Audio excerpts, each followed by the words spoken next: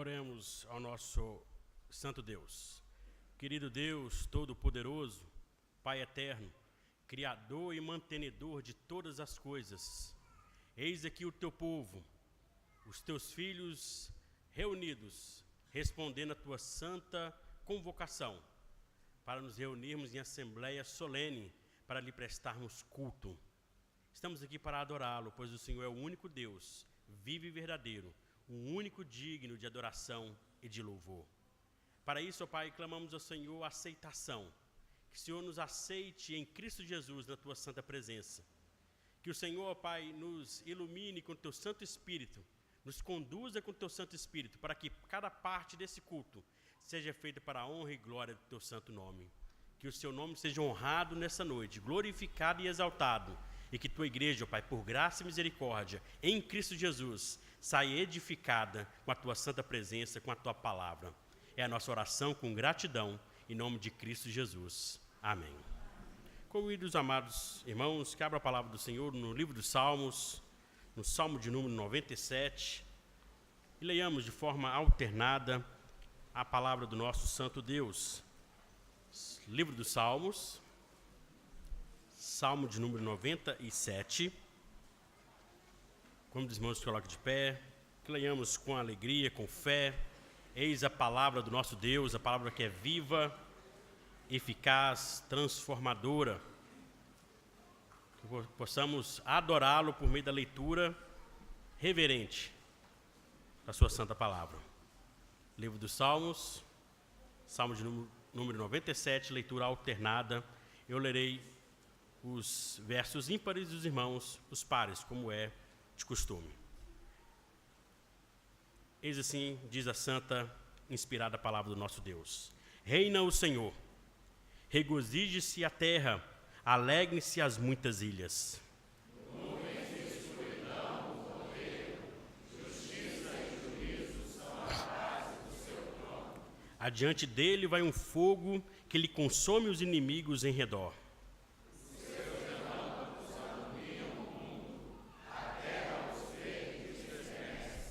Derretem-se como ser os montes na presença do Senhor de toda a terra. Os céus anunciam a sua justiça e todos os povos veem a sua glória. Sejam confundidos todos os que servem a imagens de escultura, os que se gloriam de ídolos, prostrem-se diante dele todos os deuses.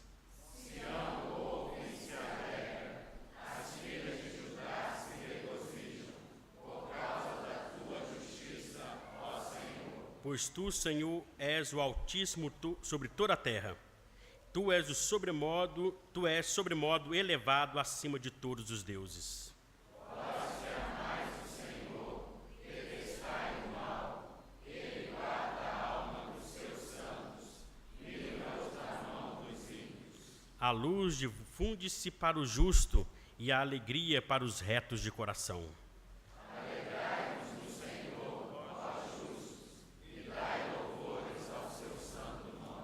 Amém. Eis assim nossa palavra do nosso Deus. Que possamos responder com louvor e adoração ao nosso Deus, cantando o hino de número 31, Providência de Deus. Hino de número 31.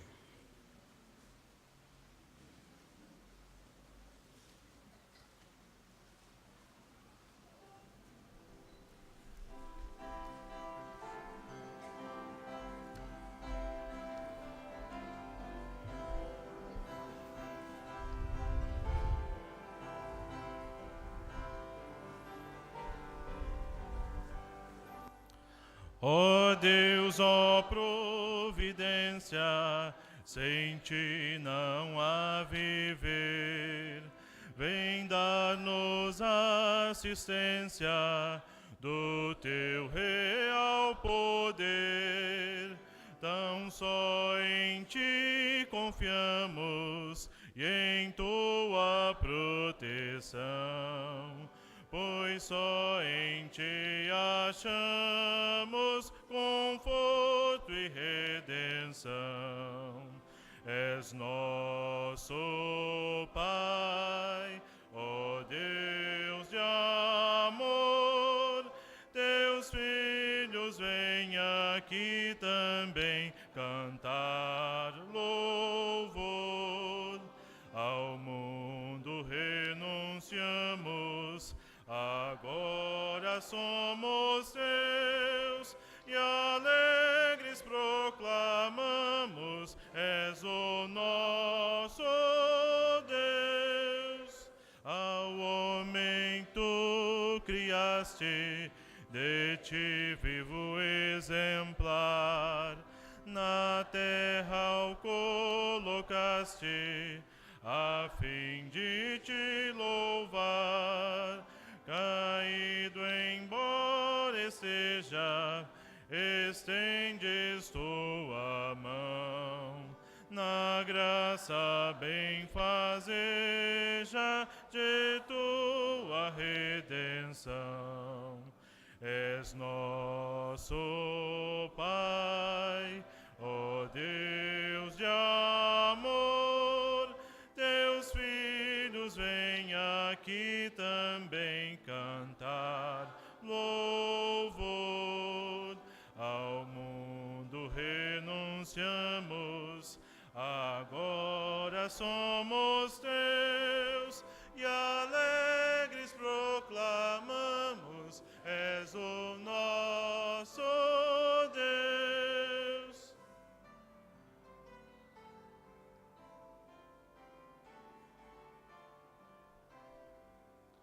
Em Cristo, Filho amado, a tua graça vem cobrir-nos o pecado e dar-nos todo bem. Reais munificências gozamos nós então, nas ternas providências de tua redenção. És nosso Pai, ó Deus de amor. Teus filhos vêm aqui também cantar louvor. Ao mundo renunciamos, agora somos teus, e alegres proclamamos: és o nosso Deus. Amém.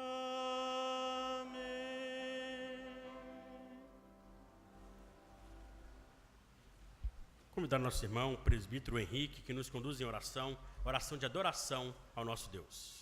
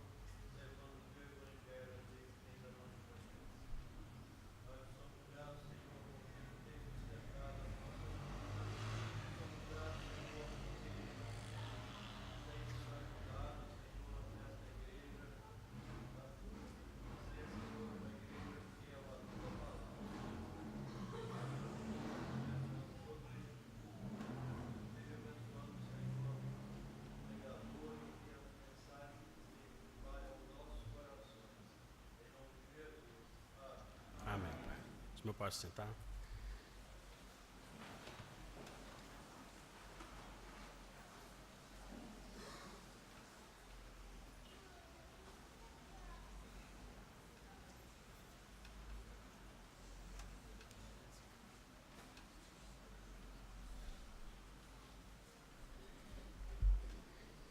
Abramos a palavra do Senhor na carta de Paulo aos Romanos, no capítulo 5.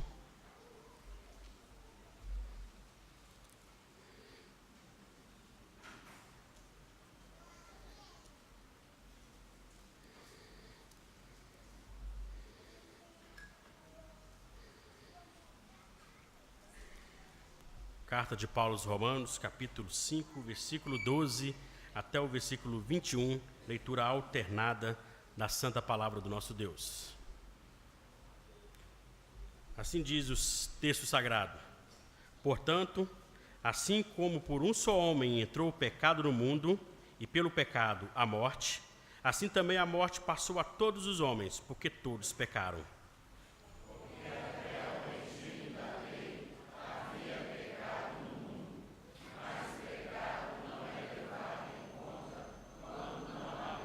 Entretanto, reinou a morte desde Adão até Moisés, mesmo sobre aqueles que não pecaram, à semelhança da transgressão de Adão, o qual prefigurava aquele que havia de vir.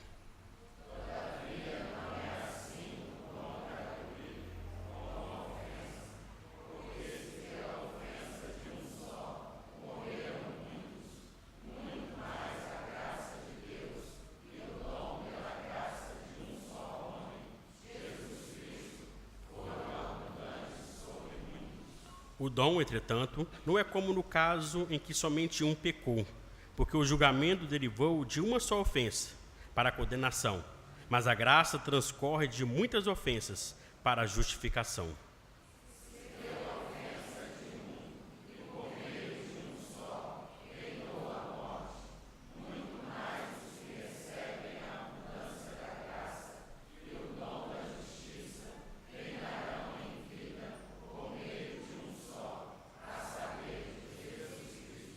Pois assim como por uma só ofensa veio o juízo sobre todos os homens para a condenação, assim também, por um só ato de justiça, veio a graça sobre todos os homens para a justificação que dá vida.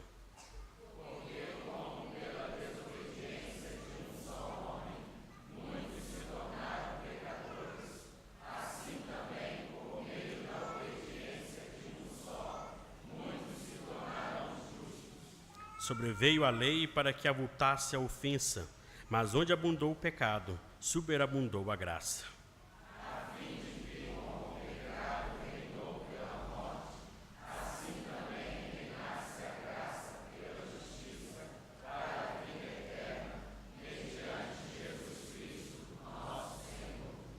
Estamos diante de um Deus que é santo e somos pecadores.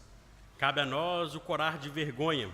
Cabe a nós, humildemente, reconhecermos nossos pecados, nossas falhas, nossas transgressões, crendo que Jesus Cristo, nosso advogado, intercede por nós junto ao nosso Pai eterno. Vamos ter um momento de oração silenciosa. Cada irmão terá a oportunidade de confessar a Deus os seus pecados. Seja sincero, abra seu coração, Ele conhece. Em Jesus Cristo nós temos a garantia de perdão, não na nossa boa vontade, não na nossa determinação própria, mas pela graça de Jesus Cristo, o Filho perfeito. Logo após alguns instantes de oração, vou convidar o nosso irmão Fabiano, que quebra o silêncio e faça uma oração de gratidão a Deus pelo perdão em Cristo Jesus. Oremos.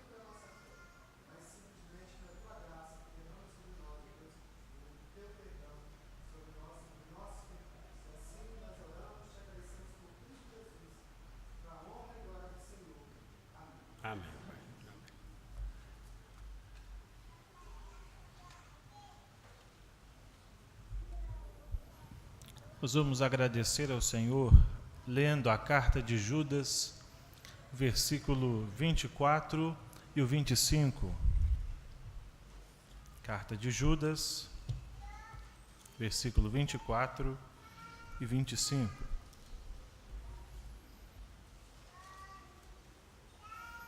Vamos nos colocar de pé. Faremos essa leitura a uma só voz.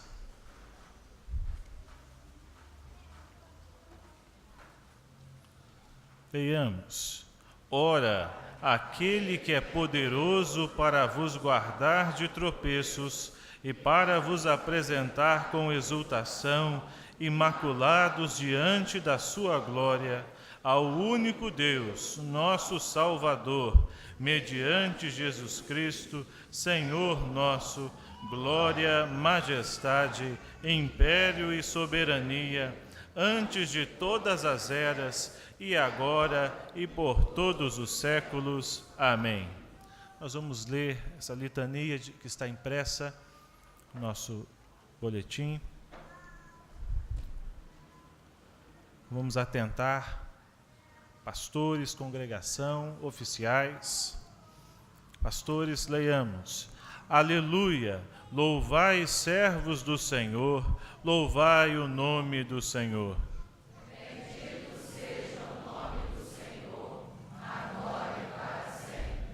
Do nascimento do sol até ao ocaso, louvado seja o nome do Senhor. Excelso é o Senhor, acima de todas as nações, e a sua glória acima dos céus. Uma geração louvará a outra geração as tuas obras, e anunciará os teus poderosos feitos. Aleluia! De todo o coração renderei graças ao Senhor, na presença dos justos e na assembleia. Dar-te-ei graças para sempre, porque assim o fizeste, na presença dos teus fiéis. Esperarei no teu nome, porque é bom. Quanto a nós, teu povo e ovelhas do teu pasto, para sempre te daremos graças, de geração em geração proclamaremos os teus louvores. Eis o centenário desta igreja aqui. A Deus demos honra, glória e louvor.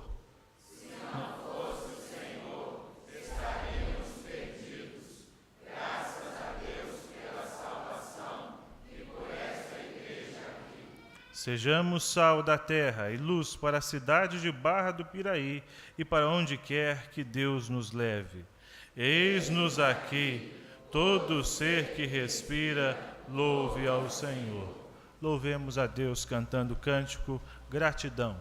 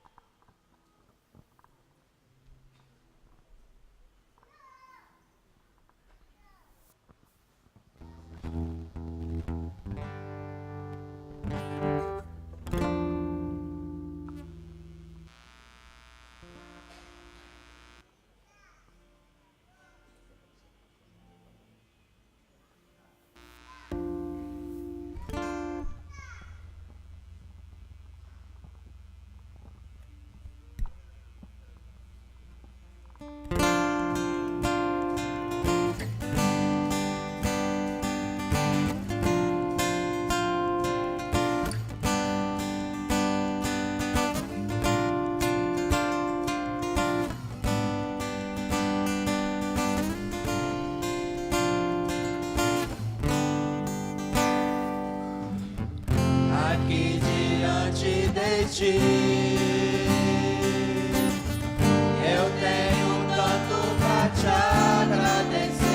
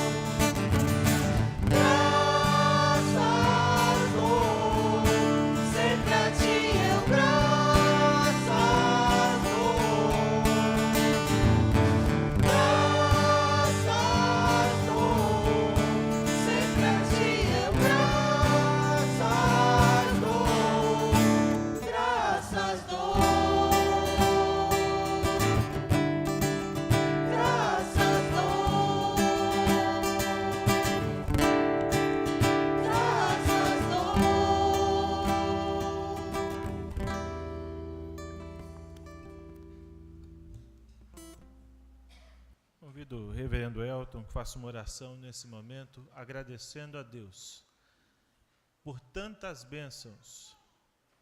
100 anos de organização da Igreja Presbiteriana em Barra do Piraí. Bênçãos visíveis e bênçãos invisíveis. Tantas bênçãos que às vezes nós não contamos, mas é Deus nos protegendo, nos livrando, nos guardando, nos conduzindo pela sua providência. Reverendo Elton. Ó Deus, nós sabemos dos feitos do Senhor na vida desta igreja. Rendemos graça ao Senhor pelo privilégio da vida, de poder ter voz para cantar ao Senhor, te dar graças. Rendemos graça ao Senhor pelo privilégio que o Senhor concedeu a nós, nesta nação, liberdade de culto. Rendemos graça ao Senhor, ó Deus, pelo privilégio de termos a bendita, santa lei do Senhor traduzida na nossa língua, para que esta igreja, ó Deus, completando os seus 100 anos de organização, na proclamação do Teu reino aqui nesta localidade, pudesse nesta noite celebrar o Senhor, te dar graças.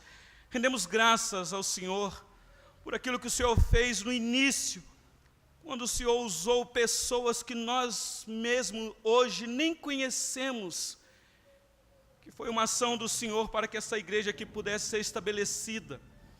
Agradecemos ao Senhor pelos pastores que passaram por essa igreja, que pregaram fielmente a palavra do Senhor, pelas lideranças dessa igreja que já passaram aqui, ó Deus, para que neste momento o Teu povo reunido aqui neste lugar pudesse erguer a voz aos céus e cantar. Graças nós damos ao Senhor. Te agradecemos, Senhor, pelo empenho das mulheres que trabalharam e ainda trabalham nesta igreja. Graças te damos, ó Deus, pelas crianças, pelos jovens, adolescentes. Ó Deus, nós te damos graças porque o Senhor enviou o Teu Filho com sangue precioso para que nos desse este privilégio de estarmos aqui. Te damos graças pela obra da cruz, ó Deus. Esta igreja é uma igreja, ó Deus, realizada neste lugar por causa do sangue precioso do Teu amado Filho, o nosso Salvador. Te damos graças, ó Deus. E cada vez mais o Senhor continue levantando homens e mulheres nesta seara santa, na proclamação do Teu reino, não somente aqui nesta localidade, mas na expansão do Teu reino nesta cidade, em cada bairro, ó Deus, para a glória do Teu santo nome. Que de fato esta igreja continue sendo sal e luz nesta cidade. Te damos graça, ó Deus, pelos Teus feitos grandiosos no nosso meio. E assim oramos no nome do Senhor Jesus. Amém. Louvemos a Deus com o coral.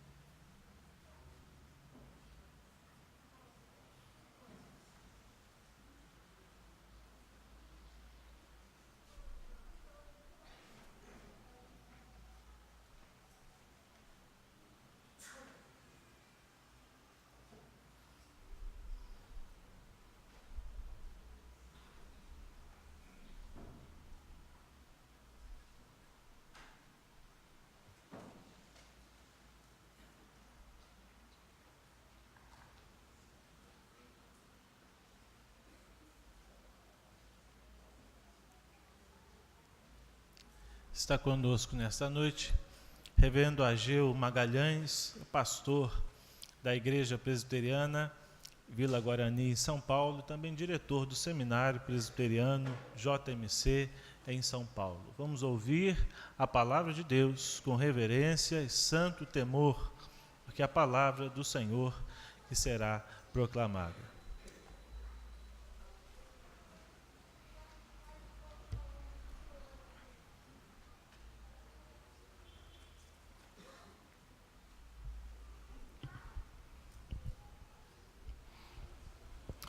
Meus irmãos, sendo esta a minha última palavra, desde ontem estamos aqui na igreja, louvando a Deus pelos 100 anos, eu gostaria de agradecer toda a hospitalidade da igreja, para comigo, com a minha família, e nosso desejo é que Deus continue abençoando os irmãos cada vez mais.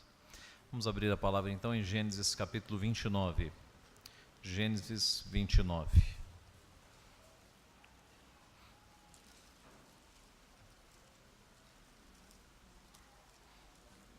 Pela manhã nós falamos sobre a providência de Deus dirigindo o seu povo, e agora nós falaremos sobre a providência de Deus disciplinando o seu povo. Gênesis capítulo 29.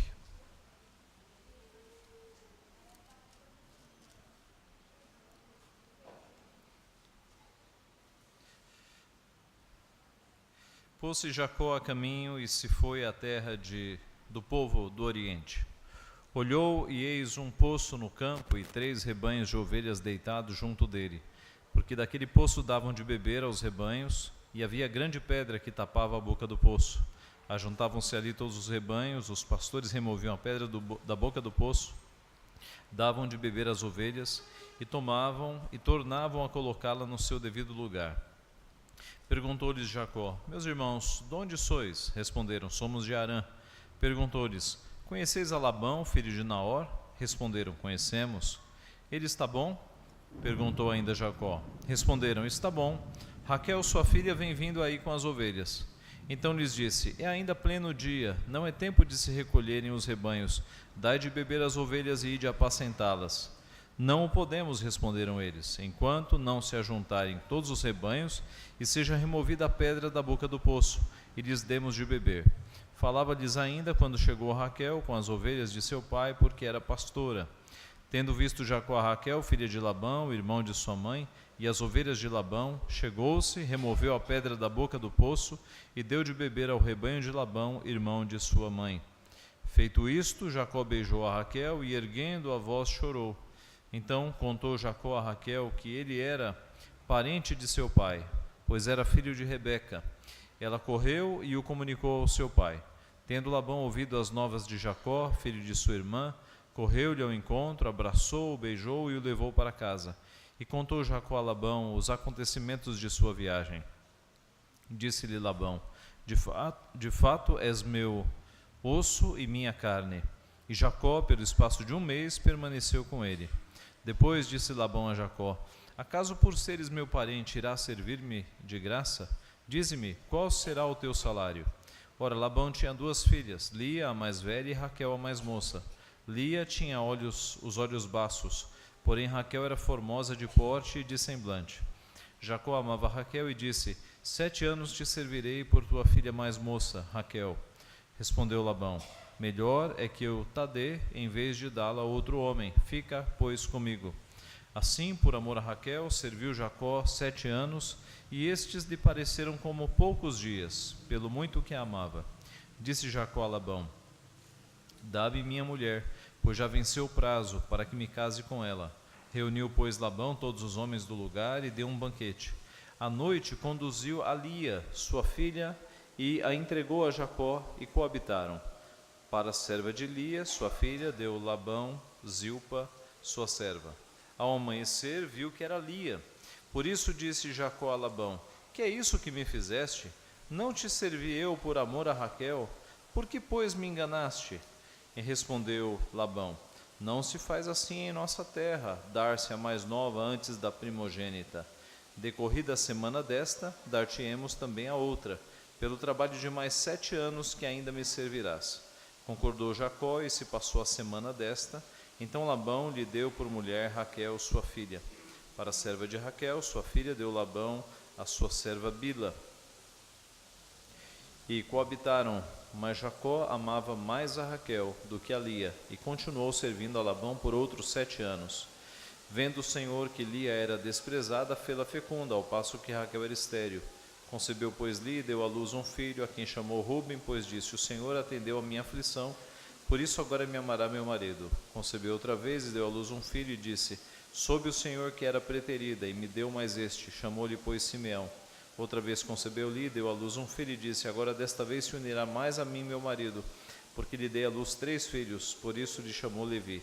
De novo concebeu e deu à luz um filho, então disse: esta vez louvarei ao Senhor, por isso chamou Judá, e cessou de dar à luz. Até aqui.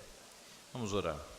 Pai Santo, nós te louvamos por tua palavra, que nos edifica, que nos orienta, que nos mostra a tua vontade para a nossa vida, Pai. Nós queremos pedir que, mais uma vez, nesta noite, o Senhor fale ao nosso coração, através da tua palavra, pela iluminação do teu Santo Espírito.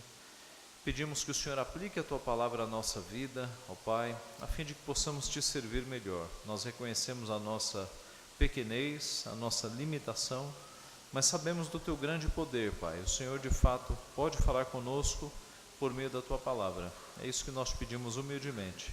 E em nome de Jesus. Amém. Será que há esperança de salvação para um filho de crente que está fora da igreja? Que tem andado longe dos caminhos do Senhor? Será que há esperança de salvação para alguém que foi escolhido por Deus, mas está muito longe dele neste momento? Como Deus lida com pessoas nesta situação? Pessoas que foram alcançadas, foram salvas, mas abandonaram os caminhos do Senhor e estão vivendo hoje no mundo. Qual é o tratamento que Deus dá para pessoas assim? A história de Jacó, meus irmãos, é um bom exemplo desta situação. Jacó foi filho do crente Isaque. Jacó foi escolhido por Deus, mas Jacó não andou durante muito tempo nos caminhos do Senhor.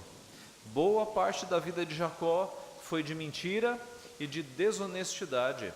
Ele enganou seu irmão na questão da primogenitura, ele enganou seu pai na mesma questão, quando seu pai estava quase que cego.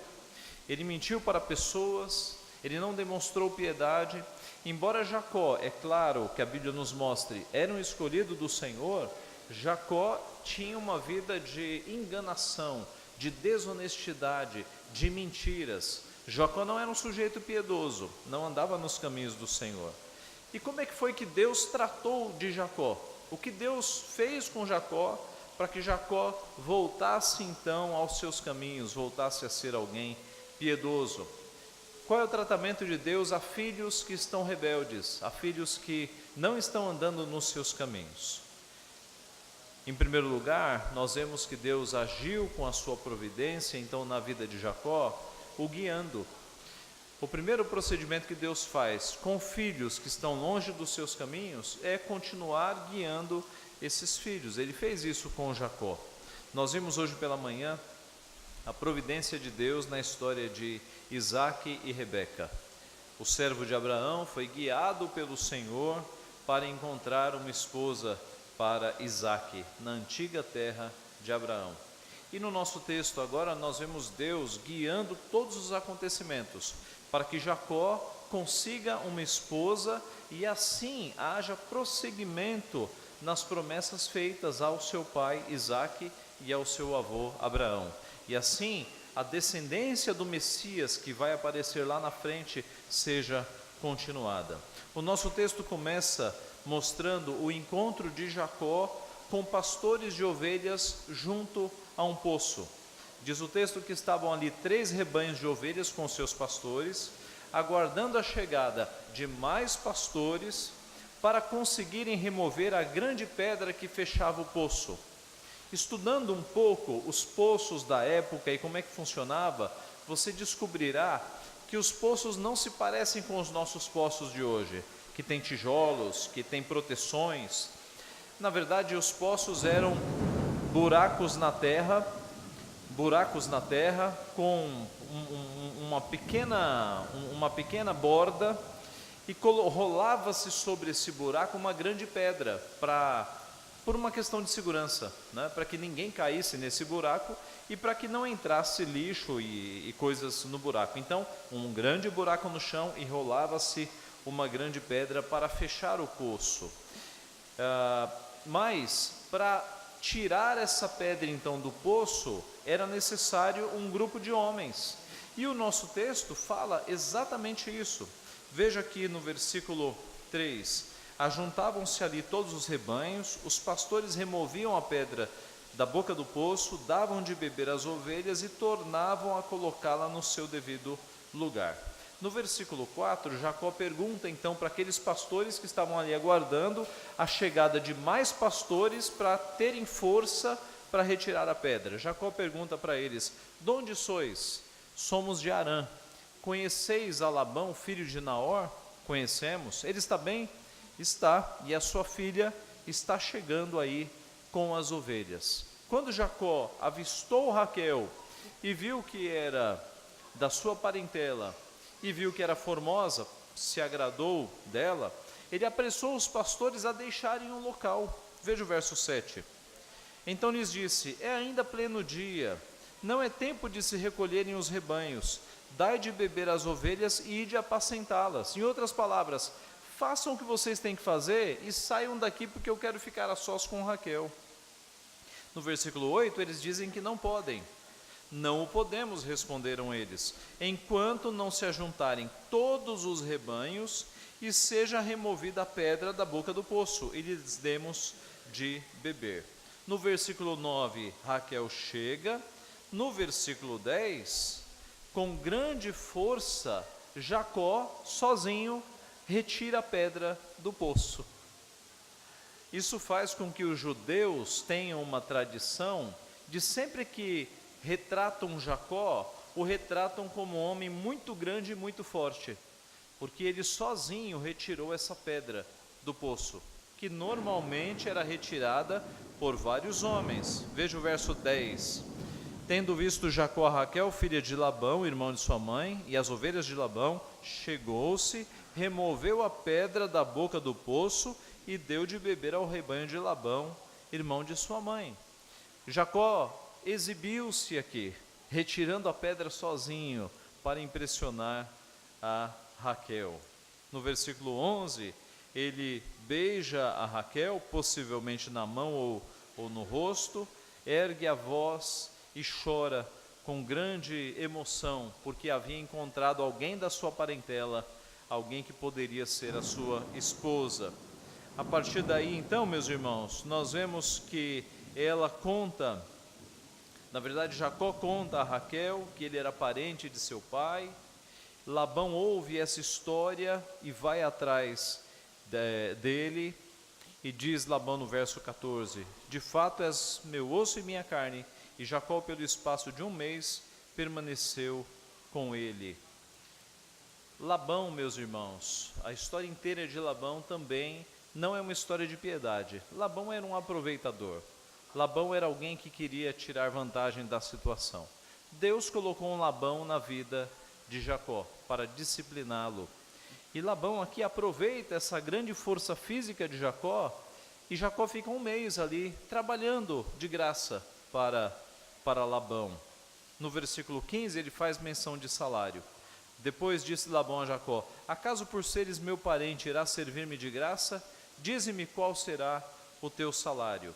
No versículo 16 mostra-se que havia 2 filhas, e no versículo 17 diz que Lia tinha olhos baços. Olhos baços, aqui no hebraico, é literalmente meigos, olhos meigos. Era uma expressão para apontar olhos sem muito brilho, olhos assim, sem muita clareza de olhos, olhos meio enuviados. Mas há um contraste com a sua irmã. Porém, Raquel era formosa de porte e de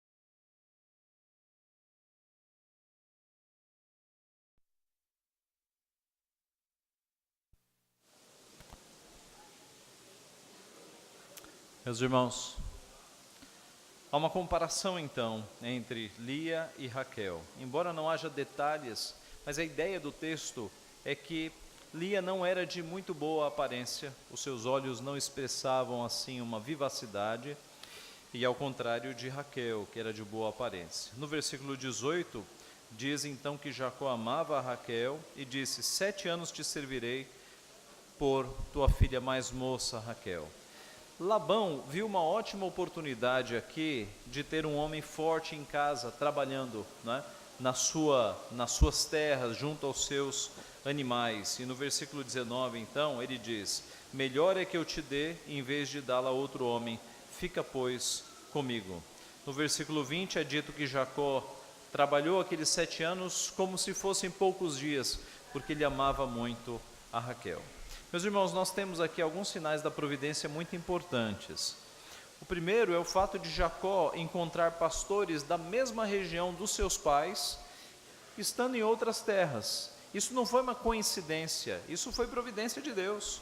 Que aqueles pastores que ele encontrar ali fossem pastores de ovelhas da sua terra, conhecessem a sua parentela e conhecessem Raquel que estava chegando. Os pastores conheciam o seu tio Labão. A providência também fez com que Raquel chegasse no exato momento em que Jacó estava ali.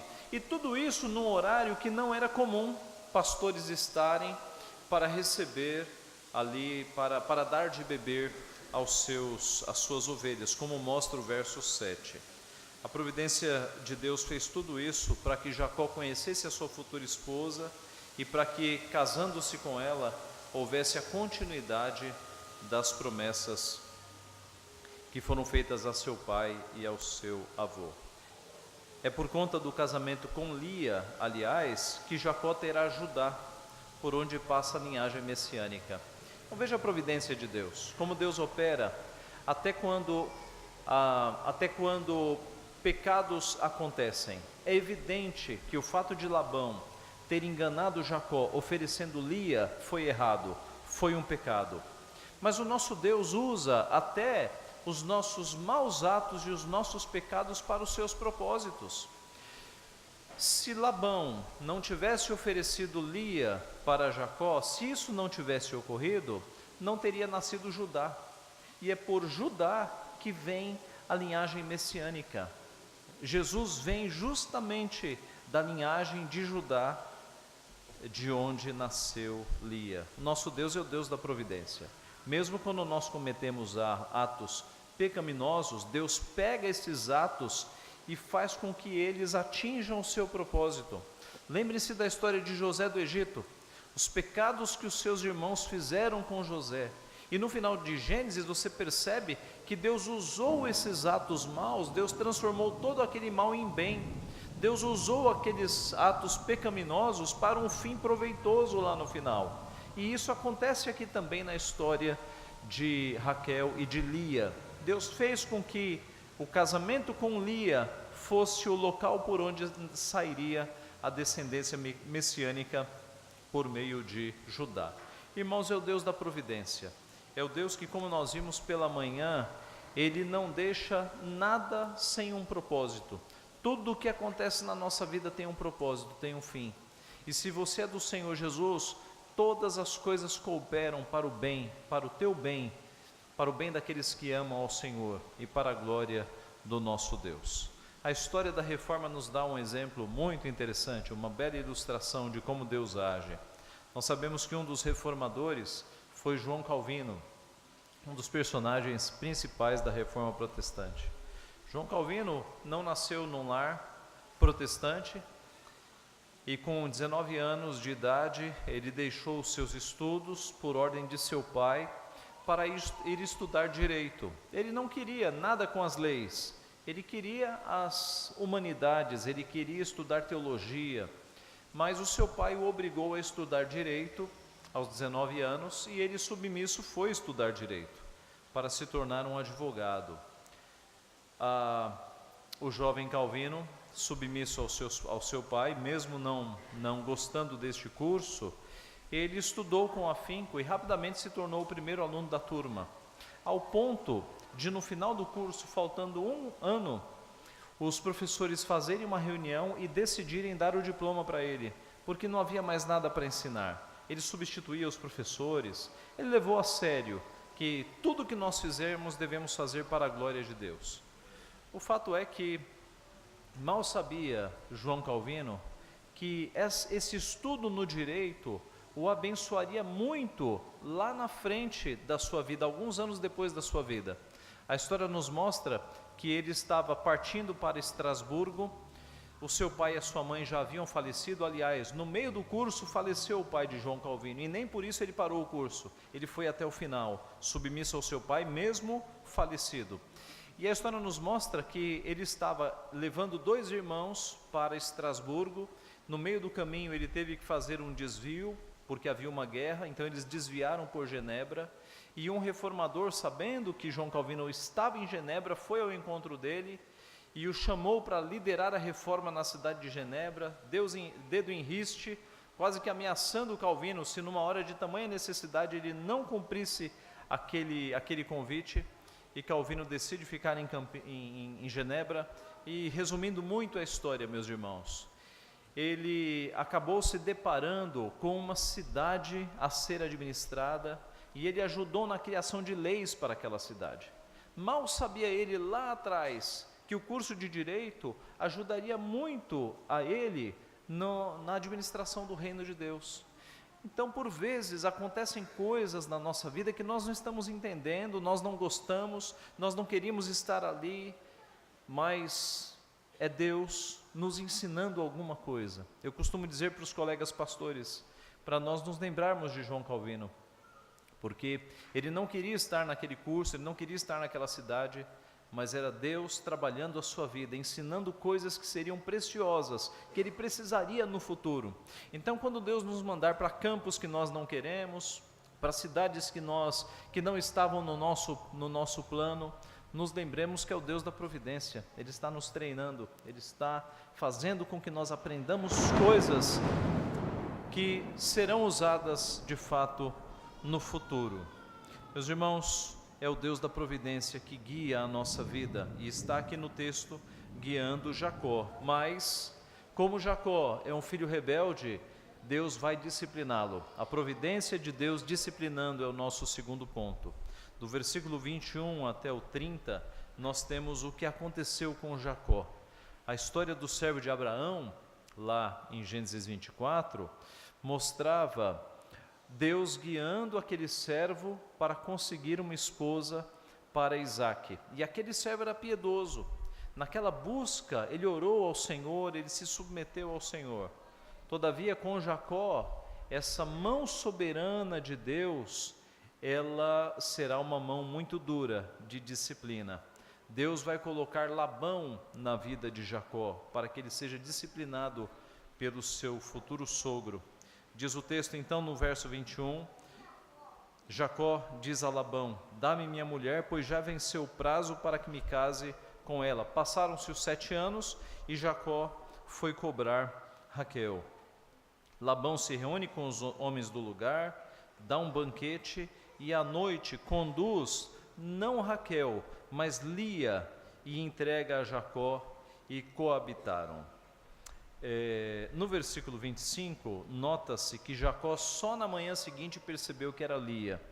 Irmãos, os estudiosos desconfiam que nesse banquete Jacó tenha ficado embriagado, para não reconhecer entre as duas irmãs. Os estudiosos desconfiam, porque de fato, como é que Jacó não reconheceria que não era Raquel, mas Lia? Elas não eram gêmeas, elas eram diferentes. O texto mostra que eram diferentes. E antes da noite chegar, houve um grande banquete. E nós sabemos que o vinho era a bebida principal ali. Possivelmente Labão fez com que Jacó ficasse bem fora de si, para que ele fosse enganado, para que ele concebesse justamente com Lia. No dia seguinte, então, quando ele acorda e percebe que é Lia, ele vai até o seu sogro e diz: que é isso que me fizeste? Não te servi eu por amor a Raquel? Por que, pois, me enganaste? E Labão diz: não se faz assim em nossa terra, dar-se a mais nova antes da primogênita. Ele está enganando, isso não havia sido combinado, né? O combinado é que ele trabalharia por Raquel. Decorrida esta semana, dar-te-emos também a outra, pelo trabalho de mais 7 anos que ainda me servirás. Concordou Jacó, passou a semana, e Labão lhe deu por mulher Raquel, sua filha. Ele não precisou trabalhar mais 7 anos para receber Raquel. Naquela semana, no final daquela semana, ele recebeu Raquel, e agora ele tem 2 esposas, meus irmãos. Por causa do seu sogro, Jacó foi introduzido na poligamia, e ele vai sofrer muito por causa disso, porque Deus nunca aprovou poligamia, meus irmãos. Às vezes se ouve no meio evangélico que Deus tolerou pecados. Deus não tolera pecados. Os pecados ofendem a sua santidade. Deus nunca tolerou pecados. E todos os homens que se envolveram com poligamia sofreram a pesada mão de Deus na sua vida. Dê uma olhada no Antigo Testamento e me diga um homem que se envolveu com mais de uma mulher, se ele foi feliz. Me dê um exemplo de homem que foi feliz em poligamia. Todos esses homens pecaram contra o Senhor, e foi o caso aqui de Jacó. Jacó precisava da disciplina, e ela começou. Jacó era mentiroso, era desonesto, era trapaceiro, havia enganado o seu irmão lá atrás. Por um prato de lentilhas, ele fez o seu irmão, com muita fome, vender o direito de primogenitura. Depois, quando seu pai estava em cama, quase sem enxergar, com a ajuda da sua mãe, ele se disfarçou de Esaú, colocando peles nos braços, porque Esaú era muito peludo, e fez-se passar por Esaú para receber a bênção. Enganou o próprio pai num assunto seríssimo, que era a bênção que o primogênito recebia. Então Jacó era um trapaceiro, era um enganador, e agora ele vai receber a disciplina do Senhor na vida dele. Vamos fazer um contraste aqui entre o servo de Abraão, aquele que foi atrás de uma filha para Isaque, e o enganador Jacó. Naquela busca do servo de Abraão, ele vai atrás de uma futura esposa e a encontra em um poço. Aqui também, Jacó está atrás de uma futura esposa e o cenário é um poço. O servo de Abraão faz essa busca em oração. Jacó, você deve ter reparado, no texto não mostra ele orando, não há uma oração aqui no texto de Jacó. O servo de Abraão observa a moça com muito cuidado. Jacó exibe-se removendo a grande pedra. A moça Rebeca serviu a todos, deu água para o servo de Abraão e serviu a todos. Aqui é Jacó, num ato de exibicionismo, que serve todo mundo. O servo de Abraão demonstrou força espiritual, oração, submissão. Jacó demonstrou força física. Lá, o servo de Abraão agradece ao Senhor com uma oração. Aqui Jacó tem um choro emocional.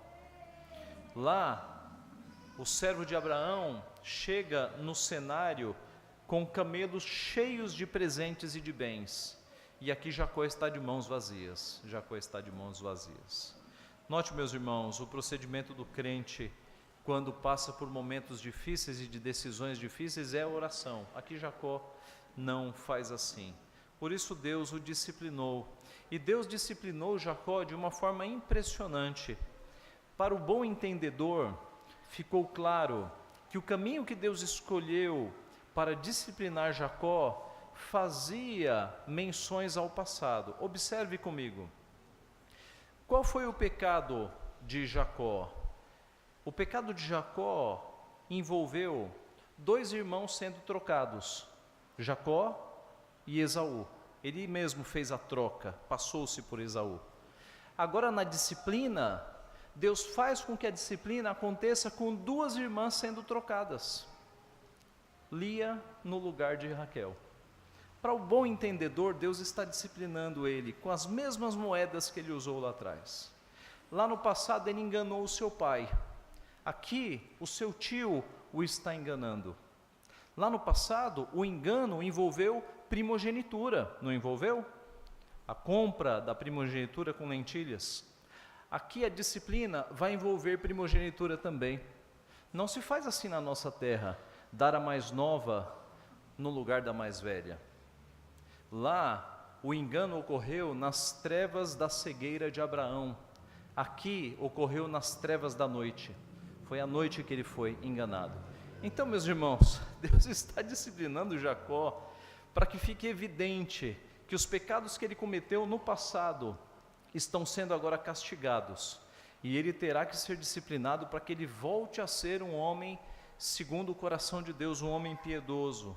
Da mesma forma que Jacó pecou lá atrás, enganando a sua família, Deus faz agora que ele seja enganado pela sua família, para que ele sofra, mas para que ele tenha o seu caráter trabalhado, para que ele seja disciplinado. Irmãos, a mão do Senhor é disciplinadora. Deus trata conosco por meio de disciplina. Louvado seja Deus por isso, porque ele desentorta o nosso caráter, ele arruma a nossa vida. É duro, que por vezes é por meio da disciplina, e isso dói bastante, mas louvado seja Deus, porque ele arruma a nossa vida, porque ele trabalha nos corrigindo. Ele disciplinou Adão e Eva, expulsando-os do jardim. Ele disciplinou Abraão, disciplinou a Moisés, disciplinou a Davi, a Salomão, a Pedro, a Paulo, disciplinou ao seu povo inteiro, Israel, quando o deixou no cativeiro durante 70 anos. E ele nos disciplina. Em Hebreus capítulo 12, nós temos textos preciosos sobre a disciplina. O texto de Hebreus 12 diz: Filho meu, não menosprezes a correção que vem do Senhor. Essa correção é valiosa. Quando nós não estamos firmes na igreja e Deus começa a puxar a nossa orelha para que a gente volte a ter vida de oração, vida de leitura da palavra, para que a gente coloque culto doméstico na nossa casa, tudo isso é precioso, dói, mas é precioso. Não menosprezes a correção que vem do Senhor. Nem desmaies quando por ele és reprovado, não desanime, aguente.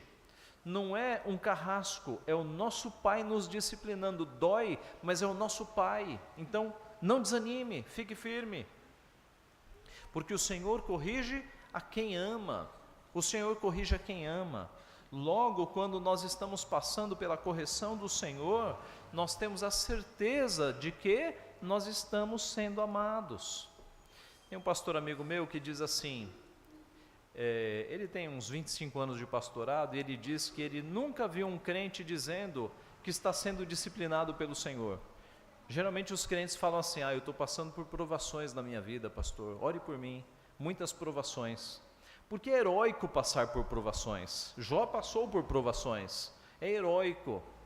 Mas dificilmente você encontra um crente que fala: Deus está pesando a mão, pastor, eu mereço. Eu estou passando por tudo isso por causa de alguns pecadinhos que eu não resolvi na minha vida ainda. Então atentemos se os problemas que nós estamos passando, se não são pecados não confessados, se não é falta de compromisso para com as coisas do Senhor, se não é falta de compromisso com o próprio Senhor a partir de obediência, leitura da palavra, oração. Arrume sua vida. Deus pode estar pesando neste momento a mão sobre você, porque você está andando disperso, está longe dos caminhos do Senhor. O Senhor corrige a quem ama. Considere-se amado se Deus está pesando a mão na tua vida. E Ele açoita a todo filho a quem recebe. Se nós estamos sendo açoitados, é porque nós somos filhos. Há uma segurança aqui, uma certeza de que nós somos filhos. Deus nos disciplina para aproveitamento. Quando Deus nos disciplina, é um ato de amor para que nós sejamos melhores. Ora, quando nós disciplinamos as nossas crianças, é para que elas se endireitem, para que elas sejam melhores no futuro. Deus faz a mesma coisa conosco. Dói, machuca, pesa, mas é para o nosso bem, é para aproveitamento. Aproveitemos então os momentos difíceis para pensar: o que está acontecendo? Será que minha vida com Deus está em ordem? Deus estaria agora me disciplinando? E aproveite isso para crescer espiritualmente, para firmar mais nos caminhos do Senhor, para arrumar a tua vida diante do Senhor. É a providência disciplinadora. O texto de Hebreus termina dizendo: a fim de sermos participantes da sua santidade. Deus nos disciplina para que nós sejamos mais santos. Nós devemos aproveitar os momentos de problemas na nossa vida para ver se Deus não está nos chamando com esses momentos para nos trazer para mais santidade, para mais consagração.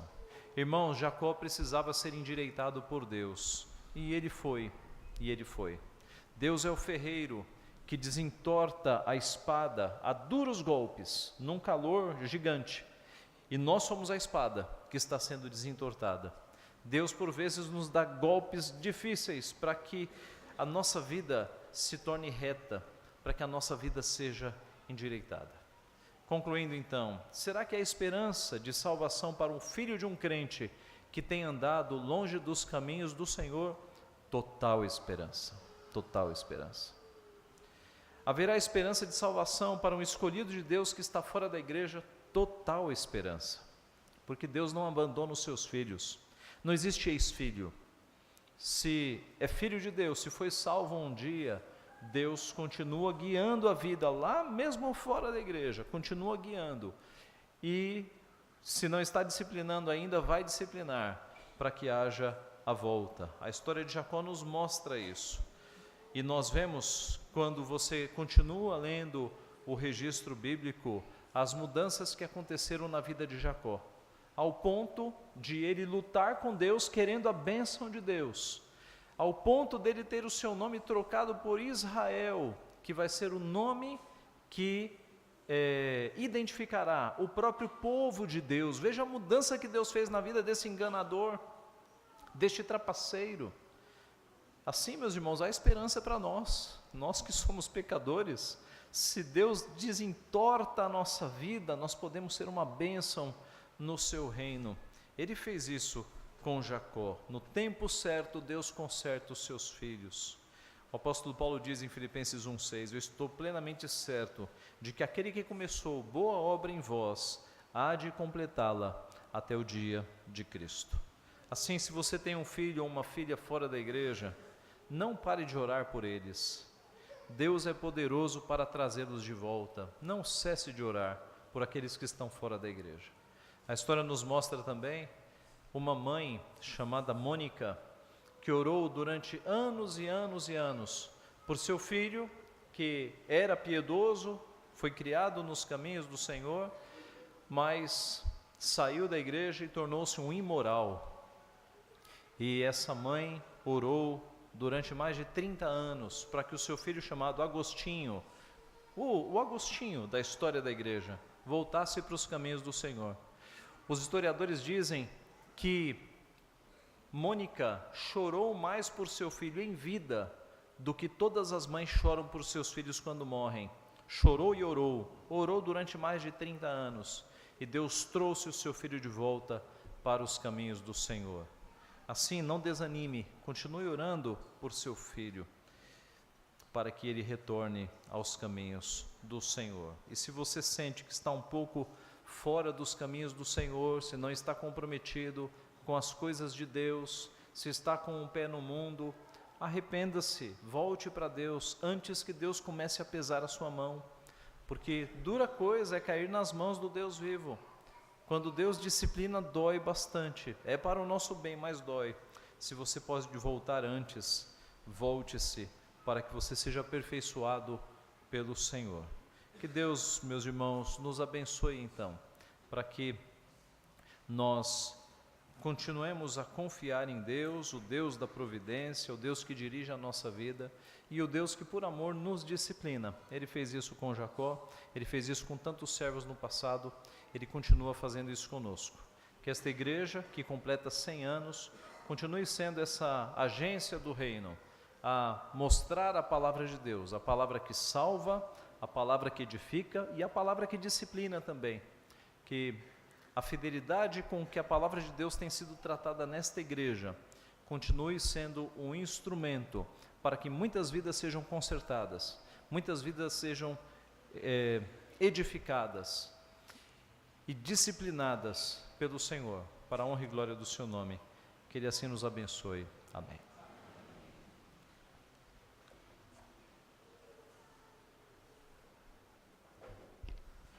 Nós vamos nos colocar de pé, nós cantaremos o hino Eis o Centenário da Igreja Presbiteriana de Barra do Piraí, que está no nosso encarte.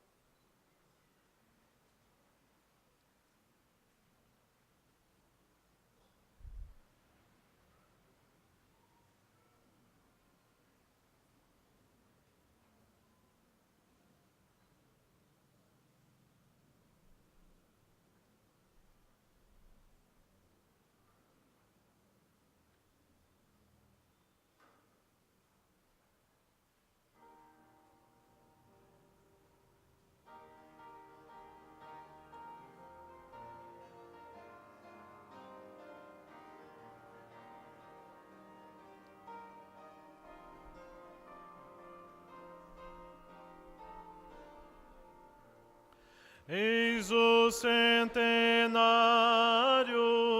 desta igreja aqui.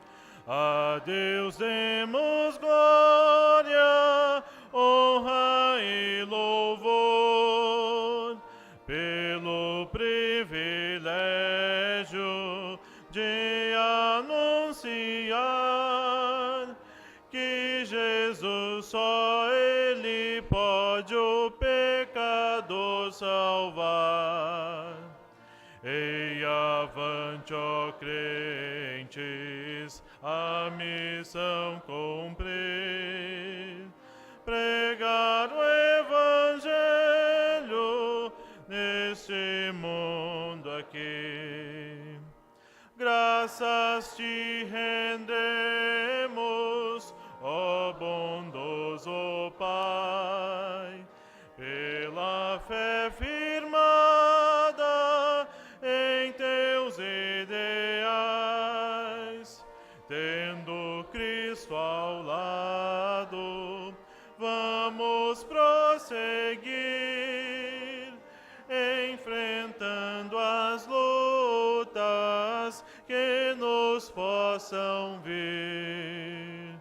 Ei, avante, ó crentes, a missão cumprir, pregar o Evangelho neste mundo aqui.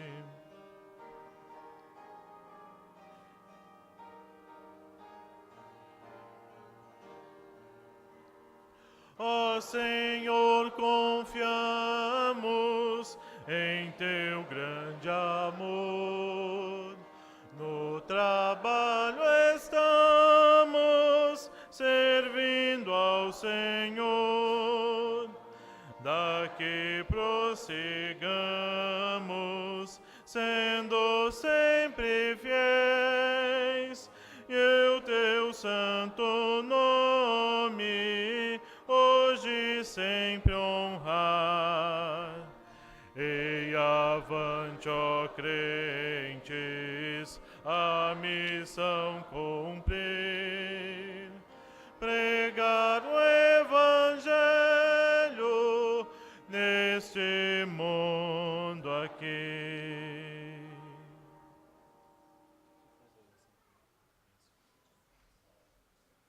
Oremos. Pai Santo, nós te louvamos por tuas tão grandes bênçãos. Te louvamos, Pai, pelos 100 anos que o Senhor possibilitou que o teu povo completasse aqui, nesta igreja. Te louvamos, ó Pai, pelas bênçãos recebidas nestas décadas. Te louvamos porque tu és o Deus da providência. E te louvamos por tua disciplina, ó Pai, porque ela é a expressão do teu amor para corrigir a nossa vida. Te pedimos que nos dê a graça, que continue falando a partir da tua palavra, do teu Santo Espírito no nosso coração, para que cada um de nós perceba, Pai, o quanto nós devemos nos comprometer com o Senhor, nos consagrar ao Senhor. E se porventura nós não estamos no meio de uma disciplina, Pai, abençoa para que esta convicção e essa percepção produza aperfeiçoamento, que nós, ó Pai, nos consagremos mais ao Senhor, que nós, ó Pai, deixemos de lado as coisas que são desnecessárias nesta vida, ó Pai, e busquemos aquilo que é, de fato, do Senhor, o teu reino.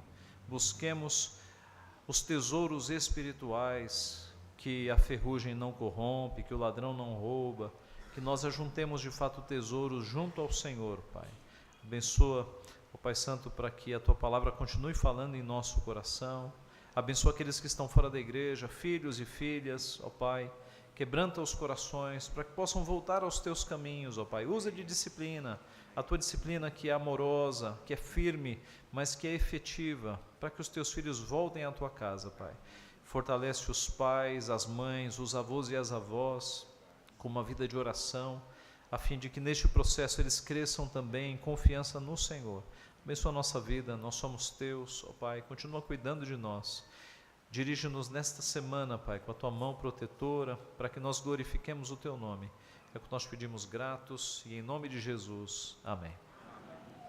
E que a graça de nosso Senhor e Salvador Jesus Cristo, O amor de Deus o Pai, a paz e as consolações do Espírito Santo de Deus repousem sobre nós e sobre todo o seu povo, espalhado pela face da terra, hoje e para todo sempre. Amém.